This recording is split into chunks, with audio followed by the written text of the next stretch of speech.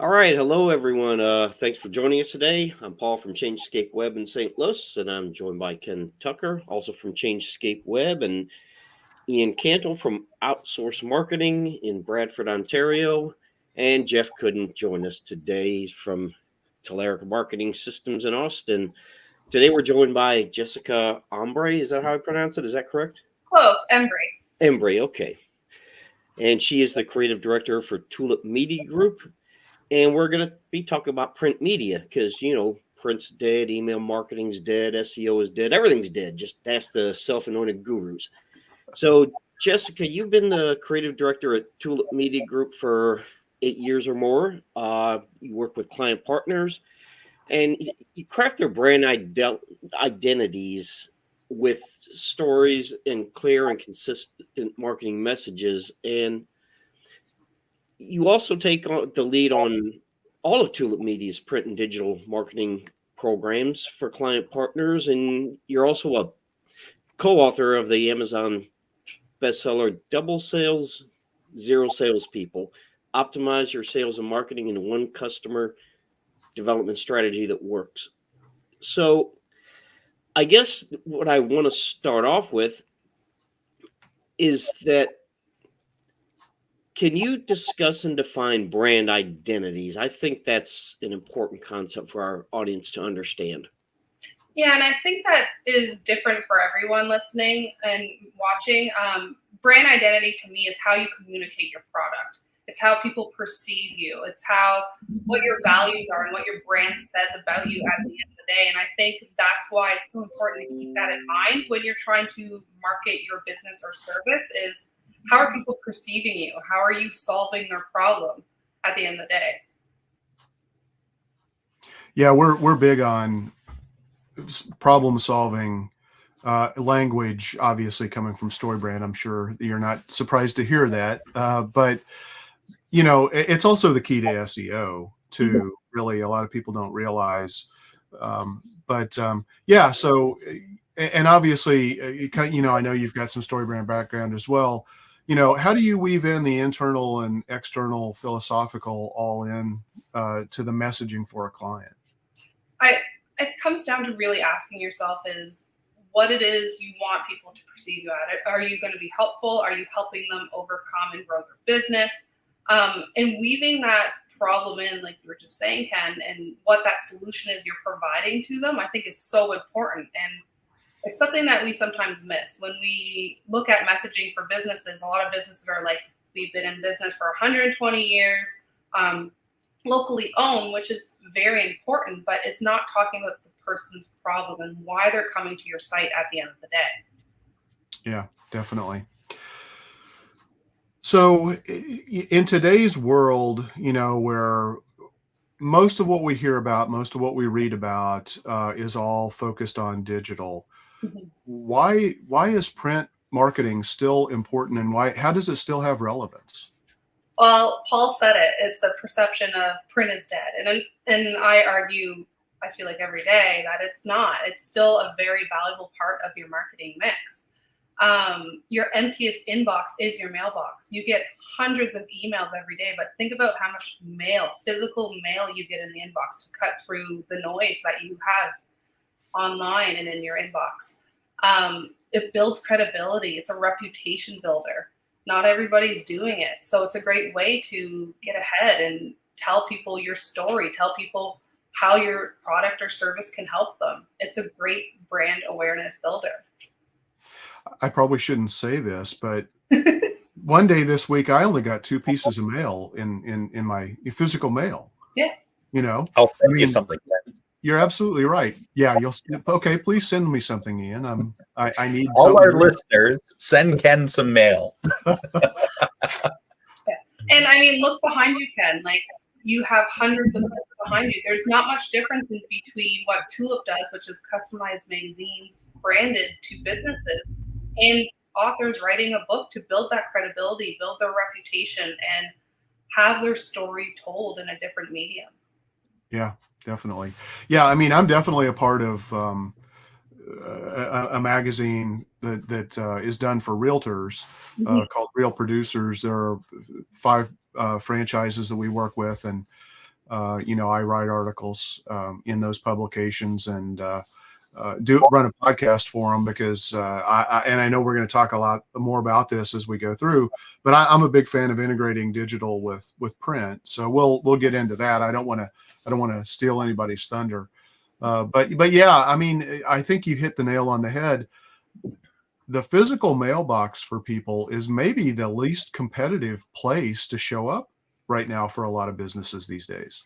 Yeah, and think of all real estate's a great example. It's a hot market. You can't keep a house on the market right now, and realtors need to stay ahead of the curve. And a lot of the mail that I get are coupons from restaurants. I get Costco magazines, golf magazines, because my husband's very into golf. And Nothing wrong with that. yeah, there's nothing wrong with that, listeners. And of course, I get a lot of real estate stuff, but that's how I know our realtors around the areas, because I see their stuff show up in my mailbox. I don't get their emails, but I see their stuff show up in my inbox, my mailbox. Yeah. Cool. And this might be a little off topic, but I was talking to a young 20-something the other day about different things, and we live in the digital world, and he's like, you go online, everyone texts and fills out forms. He said, sometimes I just want to pick up the frickin' phone and talk to someone when I'm dealing with a business. And he's like 23 years old. And you would think that would be the last person that wants to pick up the phone and talk to someone. But it's just, it's not true. We want that connection. There's hope for the future. And Paul, I think you just made a really good point. Print media has a great way of building that community sense, that personalized sense. Because I'm going to go back to Ken's example of real estate. You're selling one of your biggest assets. You want to be able to see who you're talking to. You want to see them face to face, have that personal experience and trust with them. So print is a way for you to communicate that to your consumers and your clients. Yeah, absolutely. So can you share some examples or case studies where print marketing has outperformed digital marketing? Because I think it can, like Ken said, it's the least competitive space because no one does it anymore. Well, I shouldn't say no one, but very few people do it. Mm-hmm. We work with various different types of businesses all over North America, real estate included. But one of my favorite ones is a fire truck manufacturer that we have and as one of our clients. And these are $500,000 trucks. So these aren't people necessarily buying everything online as an impulse buy. These are people who need work, overtime, nurture campaigns. And I remember one time I got an email from a client and he goes, I just sold a truck because of your print newsletter that you help us put out. And the reason it was one article and it was 3 features you need to have on your next tanker. And it described the features. Now, this is not content for me, this is not content for you, but for fire chiefs who are receiving this type of information, it's very important to them because they want to make sure that they're protecting their community, they're going to be safe, and they have the equipment they need. So he was ecstatic. He was like, I just made a $500,000 sale from a print newsletter that we sent out that I've been trying to get this person for years now. These fire trucks last 5 to 10 years. So this is a long-term game for them. And this is a perfect example of why print was so important to this fire truck manufacturer. Interesting. And I think that the more expensive the product or service you're selling, the longer that sales cycle, the more important that print media becomes. Because if you're selling a $5 widget, okay, so what? But if you're selling, like you said, a $500,000, I thought they were actually more expensive than that. Fire trucks are not cheap, But if you're selling a product that costs tens of thousands of dollars or hundreds of thousands of dollars, that's a long sales cycle, and print can be a very important part of that whole, customer touch point thing. Yeah, and there's a lot of different reasons why our customers do print. There's a fire truck manufacturer, but we also work with a lot of insurance agencies and associations too, who are trying to build not only their consumer base, but their membership base. So our associations are coming to us saying, we're trying to build our membership. Here's a great piece of print media that allows us to do that. And so it fits in different ways for each client partner we work with. It's interesting because we often separate them into two worlds, but in fact, it's just part of the marketing mix, right? We talk on this podcast a lot about omni-channel marketing, and print in its many forms is just another part of the marketing mix that can be so successful. But from your perspective, Jessica, what are some of the unique advantages to doing print marketing compared to some of the digital channels? Yeah. So we talked a little bit about reputation, the credibility behind it. We talked about cutting through the noise. But one thing I love about print marketing is the specific targeting that you can do with it. So and for Tulip Media, we take care of all this for our clients, is what we do is we'll say, okay, insurance agency XYZ, give us your current client list because we want to nurture those people. But who are you trying to target in terms of in your local state? And they'll say, we're trying to target businesses that have 10 to 25 employees that specialize in this industry, that are CXOs, CMOs, CEOs, and also have these demographics. And we're able to pull lists about that. And I know in the digital realm, we can do that with retargeting, pixels and such, but I love doing that type of targeted audiences and also putting that value added content in a magazine to get that brand awareness and those foot in the doors that you might need to make that sale. And do you guys monitor or track in some form or another the retention of the materials that are sent out? Because one of the unique things about print versus digital is that if somebody sees something of value, they'll hold on to it for a longer period in general. But do you guys have any statistics related to that, or even some anecdotal stories? Yeah, magazines stick around a lot longer than a Facebook ad you see online. And we've seen that 7 to 10 days is typically what people will hold on to a magazine for. And that may seem small to others, but comparing that to digital data, that's pretty impressive. And the beauty of the content that we're putting in your magazine is sometimes there's engagement pieces in there. So scan this QR code to download a free PDF. You're getting that website traffic, you're getting the analytics of the QR code, and you're getting their email if they want to download that PDF. So you're mixing your print and digital there. So you're able to get analytics in a couple different ways, and there's a lot of different things that Tulip can do for you to make those engaging pieces and get those numbers behind the print. Yeah, QR codes seem to be making a resurgence. They were hot for a while, and then they kind of fell out of favor, and now it seems like now everyone's using them again. It's because of COVID. It was COVID, yeah. Yeah, exactly. Yeah. Restaurants. Yeah. Yep, definitely. So, Jessica, how do you see the role of print marketing evolving alongside, the advancements and the changes in digital marketing?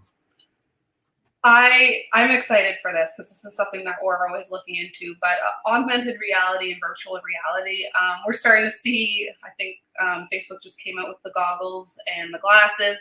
But that is becoming more and more a possibility that you can see a print piece or a billboard and take out your phone and see something differently through your phone. One thing that I know I've seen in the past is you open up a jewelry magazine and you put your hand out with your phone being held up and you're trying on those jewelry pieces in real time. So those types of advancements are really exciting. Of course, there's the QR codes. AI is ever evolving, and that's something that we've invested in here at Tulip to learn more about and also build our own AI engines. But it's an exciting time to witness this type of advancements in technology. Yeah, one of the things that we're doing for a couple of our clients is we're actually using website traffic to initiate printed postcards that are being sent to website visitors. It's a different form of remarketing, but again, as we talked about earlier, the physical mailbox is a less competitive space. We all know you need multiple marketing touches, to be able to get your messaging through all of the other noise that's out there, and just naturally through the buyer's journey. sometimes when people land on your website, they're not ready to take any action, but, maybe the day you hit them with a postcard, they are ready. So are you guys doing anything like that as well? That is a possibility, for sure, Ken. And I love how you just kind of called it a transitional call to action in the story brand world. Postcards. And yeah, it's definitely a possibility that you can take your digital data and transform it into the print using the remarketing tactics. I know it's something we've looked into before at TULIP. So is most of what you're doing right now, one of my concerns always, from a print perspective is how do you get it into the right hands and past a gatekeeper, right? So I think magazines are a great strategy because magazines have, a higher perceived value than just a letter that comes in the mail that clearly looks like it's probably just, an unsolicited request for for something. Do you guys do anything else beyond just magazines? We talk about, lumpy mail strategies, where you're actually using printed media in some kind of a tactile form to get into the hands of the right people and get past those gatekeepers. What are you guys doing around anything like that? So our biggest focus at TULIP is the customized magazine programs, because you're right, there is that perceived value. Magazines get by the reception desk, they get by the gatekeepers because they have the CEO's name on it, and it's something that the CEO is interested in. That's why they're receiving that magazine. We do newsletters as well, so they can be 4 to 16 pages, whatever fits for you. And that's where we've really seen its success, because I like how you said that, Ken, is that perceived value is there with that type of medium.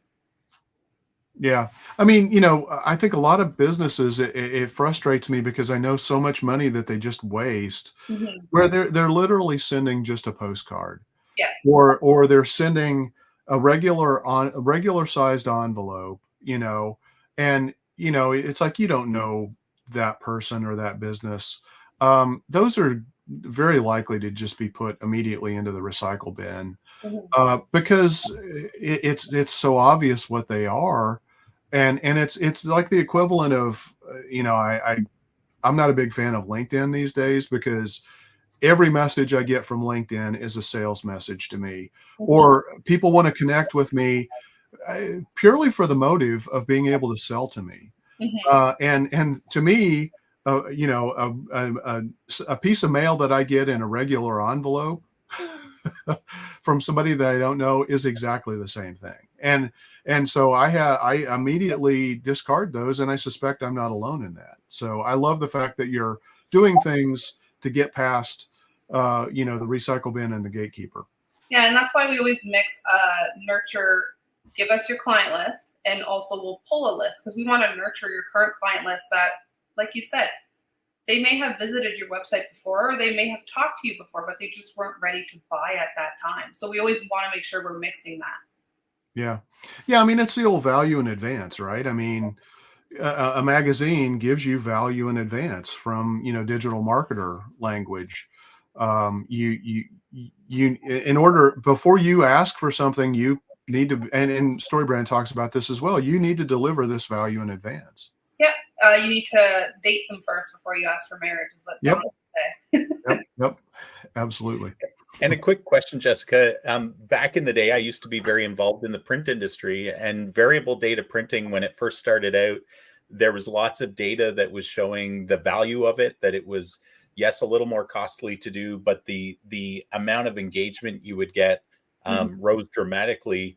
Is that still in play? Are you guys doing variable data? And by that, I mean, just for our listeners, so on the cover of the magazine, you could actually have the logo of the business that you're targeting or the person's name variably put in there, just to make it so that it's more personalized, and thereby people get more excited about it, right? Is that a thing still? We have done that internally for a marketing campaign, and it did work. We did get phone calls from it. And it is documented. Forbes did a study that CEOs prefer print. When they're working or they're doing something very important or reading something important, they print it off. They want to see it in a tangible form so they can make notes, put something on the side. And so we've seen that over and over. And I think the other thing that's helping print media right now is the evolution of AI. There is so much AI content out there right now. People are starting to distrust what they're seeing online.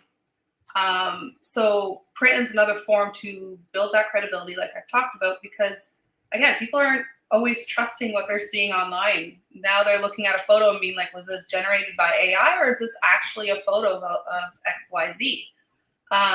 So that has also helped the print perception and being more credible and being more valuable for businesses. And print it's another touch point. Yeah. It's another way to engage with your client or your potential client. Ken mentioned lumpy mail. That can be a good way to get people's attention if you're going after a prospective audience. It's something different. It's unique. It's something people aren't doing, and it's a way to get people's attention. And it's, we talk about these touch points, and if you're going to do a direct mail, can correct me if I'm wrong, but if you're going to do a direct mail campaign, you can't just send out one campaign to however many 2,000 people, whatever it is, and hope that works. You have to send it out 3, 4, 5 times. Yeah, and it's exactly like when you do email newsletters. It's not just one and done. It's something you have to continue to nurture and build that brand awareness behind. You're exactly right, Paul. So are there specific industries or demographics in which print marketing tends to be more effective than digital? We worked with all different industries. We've had everything from private jets to jewelry to fire truck manufacturers, real estate agents, garden centers. I think at the end of the day, a print marketing is going to work for you if you know what the end goal is you're trying to achieve. Is it to build a membership? Is it to get new customers? Is it to nurture customers? It's to look at the content you're putting in there, because it needs to be content that's valuable to the readers. If it's just content that you're regurgitating for the sake of regurgitating, it's not going to land where you want it to land. And of course, you have to just always remember, who are you sending this to? I've had people talk to me, they're like, I have this beautiful print piece, which is true, but it didn't do anything for me. And I'm like, who did you send this to? They're like, I sent it to a group of 50 people one time and nothing came from it. And to your point, Paul, again, it's making sure you're continuing that campaign and you're sending it to the right target audience. I sent 2,000 postcards one time and nothing happened. Yeah. Unfortunately, we hear that all the time. That can be true with anything, right? Yeah, exactly. One and done is not very good strategy. But I unfortunately, spent $200 on Google Ads and didn't get anything. Yeah.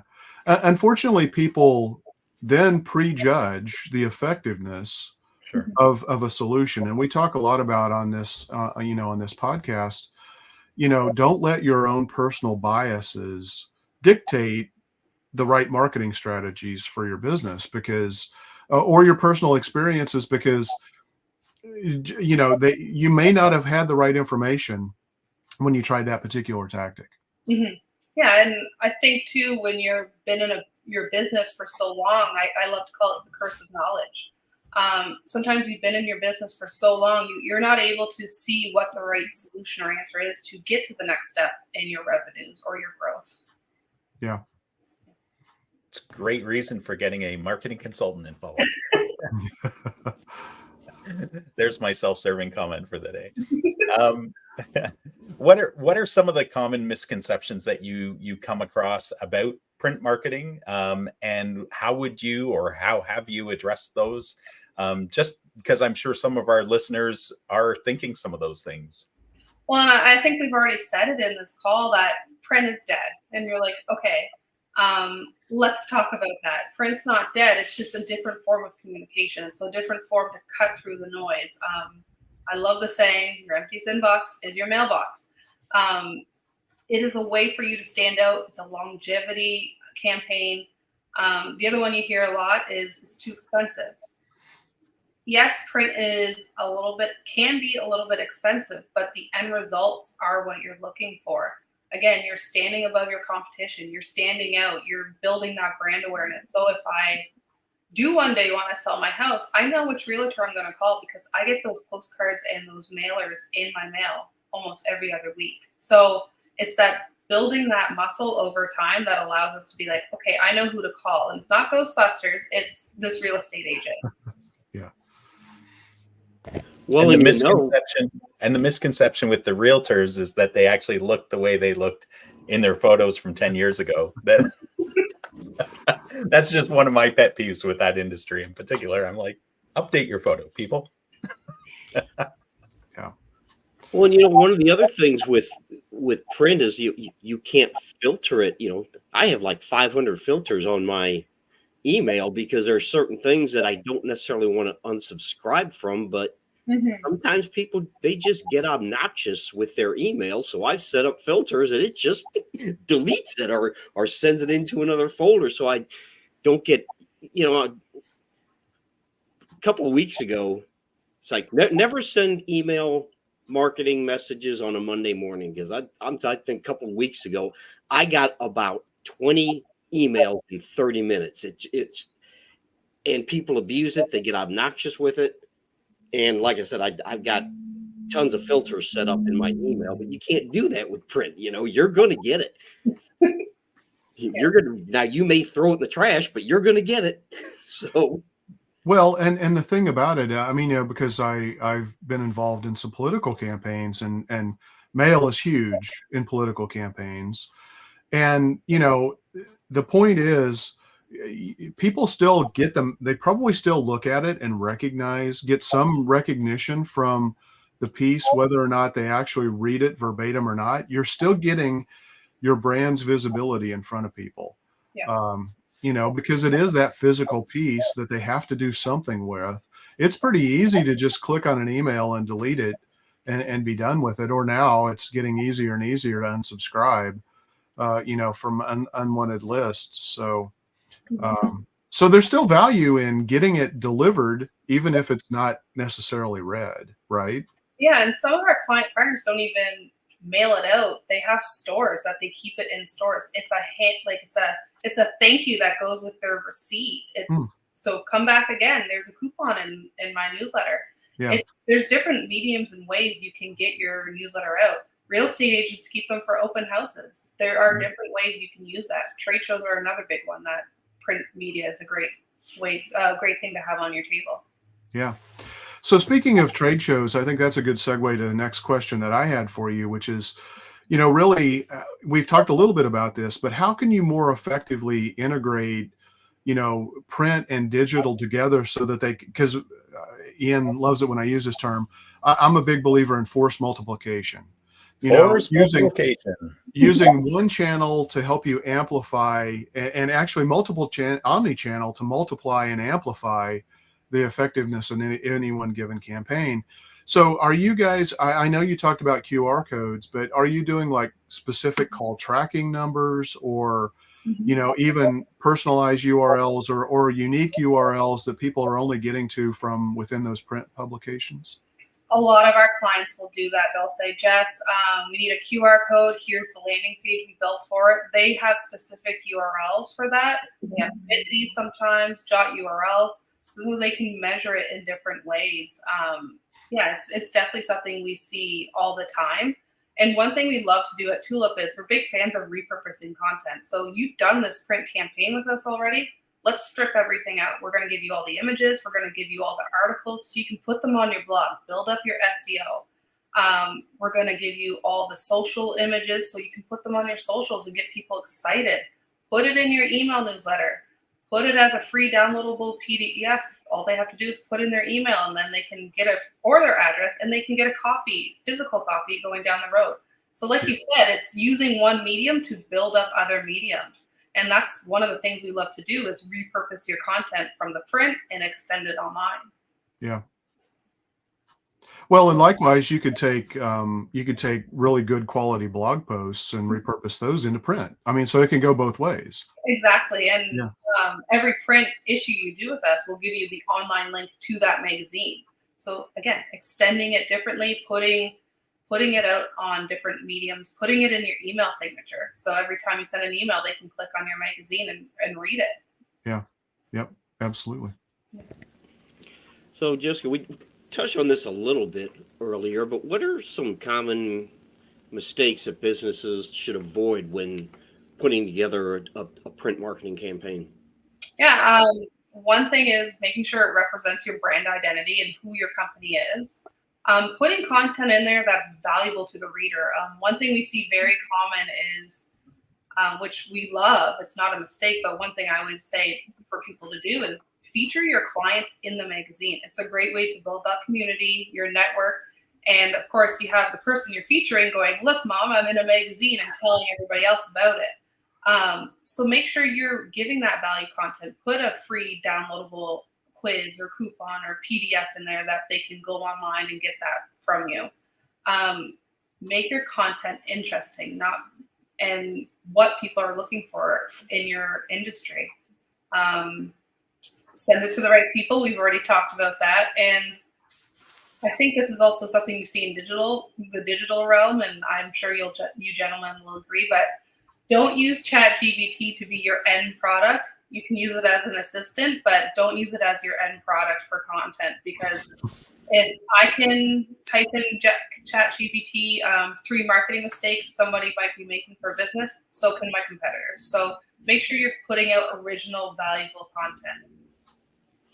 Well, I'm just going to copy and paste what ChatGPT spits out. Yeah. Yeah. So we also talked about, I think, another really important point, which is print marketing is not a one and done kind of a thing. You know, it just like anything, you need to do things to stay top of the mind, and you also need to do things that are, you know, nurturing people through the natural buyer's journey. And, you know, if you send, you know, Paul used 2,000 postcards. I think it's more typically, you know, a lot of people think, oh, I send 10,000 postcards or 50,000 postcards, I'm going to get some kind of a response.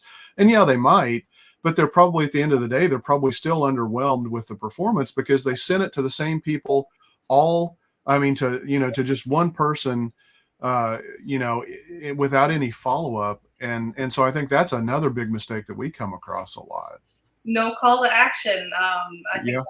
that's something businesses forget in the digital realm as well. There's no call to action. There's no telling the consumer or the reader what they need to do next, or what they need to do next with the information that they've read about. So Yeah. that's a good point, Ken. I know we always talk about that digitally, especially if you're in the story brand realm, but it's something people miss. Yeah. Do you guys help your clients incorporate, you know, one of the things I love about StoryBrand, it's so obvious when you stop to think about it, but until it's pulled into your attention, you really easily overlook it. And that is the plan.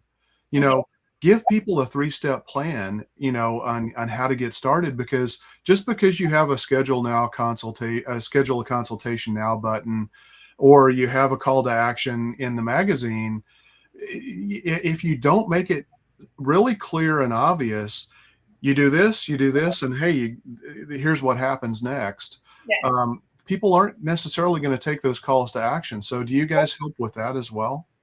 Yeah, so one of the things we provide at TULIP is not only ghostwriting services, because we know there's nothing worse than staring at a blank piece of paper trying to write an article. So we have ghostwriting services, but we also have design services. So if you sell an ad in your magazine, Ken, we can create that for you. And being prior StoryBrand certified agency, we know that the messaging we put in that ad, we know that we should include a plan, or we should include the problem and the solution that we're trying to portray. We should include a call to action. So because we were part of that community, we are versed in what works for advertising and also what works for messaging. Yeah. Okay. Follow up, follow up, follow up. You have to follow up. That's the one thing that businesses just seem to fail to do. Well, I think thinking through what you guys were just talking about, one of the things I see as a mistake too is that people forget to consider where in the buyer's journey they're actually targeting a particular strategy. And I think print media can be used throughout the strategy, but you need to understand, in order to measure it properly, you need to understand, like, what are we going to say? How are we going to say it? Where are they in their buyer's journey in order to motivate them properly, right? Otherwise, you'll have unrealistic expectations and you're probably going to be targeting the message wrong. As you were talking about, Jessica, about, you have to date before you marry someone. And the same is true in the relationship that you're trying to get from a prospective buyer to an actual customer. And that's exactly right. And that's why we always talk about, what's your goal? What's the end game for this print campaign? What are you trying to do at the end of the day? Because that tells you what type of content and messaging you're putting in there, to your point. Yeah. How do you string together print campaigns to move people through the buyer's journey? Can you give me an example of, maybe different things that you do along the way through print? Yeah. We'll go back to the fire truck manufacturer. So these are sometimes multi, depending on how many trucks, $1 million deals that they're trying to get. And it's interesting. We discovered, after asking a whole bunch of questions, is where in the buyer's journey do your customers get stuck? And it was when they had to write an RFP. Fire chiefs did not have time to write RFPs, and I wouldn't either. You're trying to put out fires, not do paperwork. Right. And we discovered that if we were going to write content, that it needed to be around helping these fire chiefs write RFPs. So the content we had around were three things you could be forgetting in your RFP. All the messaging was around that, and that's how it worked in their print campaigns. And we also tied it with value-added content, like download three things you're missing on your tanker. So those transitional call to actions. So we tied it in their problem and solution they were offering to customers into their marketing like that.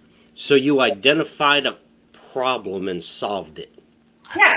Imagine that. In that case, we did for the fire truck manufacturer. Now, some of our clients come to us with different goals in mind. They want to build their membership. They want to sell more houses in Ontario. I'm saying Ontario because I know one of you is from Ontario.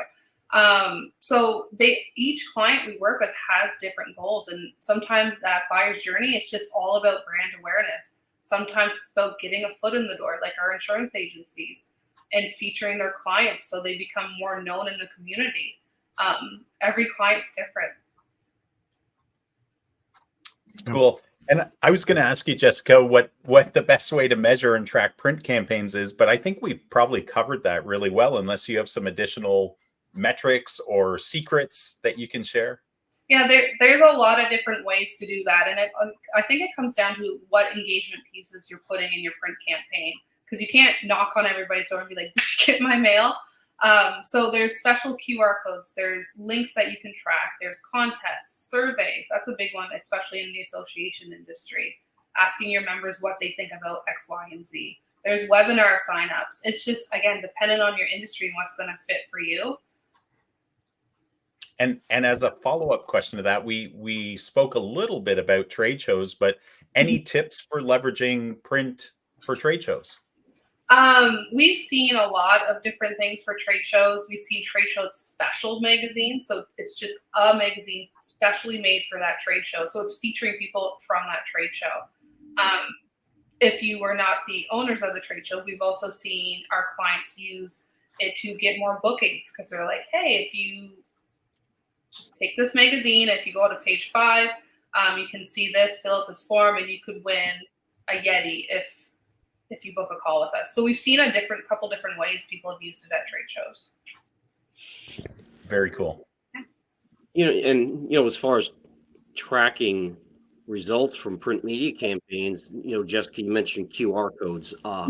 Send them to a landing page. Okay. You might want to de-index those landing pages. So it's not a perfect solution, but you can be pretty sure that the only way people are going to get to that particular landing page is from that campaign. So, and call tracking numbers.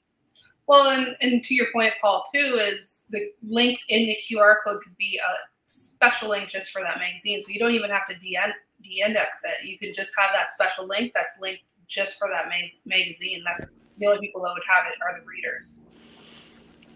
Back to the trade show thing. The other thing we've seen is, the other thing we've seen is with trade shows is you talk to a lot of people throughout the day, and you're going to forget their names after a week after you're back from the trade show. So having a magazine with maybe your logo on it, with your faces on it, can help them be like, oh yeah, that's who Jessica Embree is. That's what she does. Yeah, because it's overwhelming sometimes being at a trade show, meeting thousands of people and being like, I don't remember whose business card this is. What did they do? What did they offer? So that's another way magazines can help you out at a trade show. Yeah. So what else should we know about print marketing that we haven't talked about so far? I think there's a lot you can talk about for print marketing, but I always like to remind consumers is print marketing, if you're going to do it, make sure you have the right goals in mind. Make sure you have engaging pieces. Make sure you're sending it to the right people. Like you said, there's some people out there who have done it before and they've said, this failed, it's not going to work, I never want to do print again. I always say reconsider and think about those three things that I just spoke about. Quick follow-up question that something we didn't touch on, and I just thought about this because I was talking to someone yesterday about Google Ads, and it's like, look, I don't know if you can get results with $1,000 because of the changes with Google. Is there a budget that people should have in mind, and how do they arrive at what they should be spending on a print marketing campaign? And that's a very common question too. You can spend a couple $1,000s a month. It's dependent on a lot of different things, Paul. It's how many pages you're thinking about doing. How many times a year would you like to put it out? How many quantities are you doing? So it is dependent on a few different factors. But we always give a ballpark of, it could be a couple $1,000s a month that you're spending on these print campaigns. Oh, so they can't do it for $10 a month. Okay. Oh God, you'd be surprised. I was talking to someone back to Google Ads. They're like, well, $5 a click. It's like, well, I don't determine that. Google determines that. But it's like they're like, well, $200 a month. That's a lot to spend on Google Ads. It's like, yeah, well, no, it's not. But you're not going to get any results at $200 a month. That's just how it works. Yeah. Yeah, I mean, there's probably a minimum investment that people need to be prepared to make, right? So you help guide your clients through, look, if you're only going to spend that amount of money, you might as well save it. We do this all the time with SEO. Mm-hmm. It's like if you can't spend a couple of grand a month on SEO, save it and use it in other ways, and maybe save. If there are better, maybe you need to look at a paid marketing strategy. Maybe you need to look at a print campaign. But then, if your ultimate goal is to help do SEO, make sure you're saving some of the revenue that you're generating through these other tactics to reinvest.